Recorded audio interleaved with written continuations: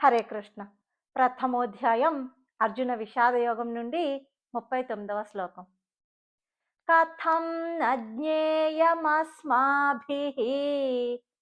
పాపాదస్మాన్నివర్తితుం కులక్షయకృతం దోషం ప్రపశ్యద్భిర్జనార్దన. ఇక్కడ బ్లూ కలర్లో మెన్షన్ చేసినవి మహాప్రాణాక్షరాలు. 3 లెటర్స్ ఉన్నాయండి. మహాప్రాణాక్షరాలు కా ఖ. మొదటి కా స్వల్ప ప్రాణాక్షరం అవుతుంది, రెండో ఖ మహాప్రాణాక్షరం అవుతుంది.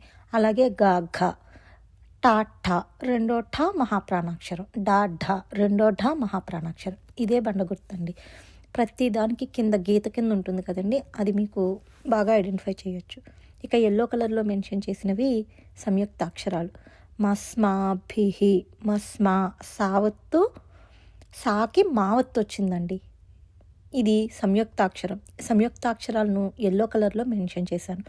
చదువుతున్నప్పుడు 2 సౌండ్స్ వినిపించాలండి. ఇక రెడ్ కలర్లో మెన్షన్ చేసిన అక్షరం అది రకారం కాదు, అరుకారం. కొంచెం తేల్చి చదివితే ఆ రకారానికి అరుకారానికి డిఫరెన్స్ని మనం చూపించాలి కదండి చదువుతున్నప్పుడు. అది ఇక నా కింద నా ఒత్తు వచ్చింది. ఇది ద్విత్వాక్షరం అండి. దీన్ని గ్రీన్ కలర్లో మెన్షన్ చేశాను. ఏ అక్షరానికి అదే ఒత్తు వస్తే దాన్ని ద్విత్వాక్షరం అంటాము. చదువుతున్నప్పుడు 2 నాల సౌండ్ వినిపించాలి. నీ అని చదవకూడదు, నీ అని కొంచెం నొక్కి చదివితే కరెక్ట్ ప్రొనౌన్సియేషన్ వస్తుందండి.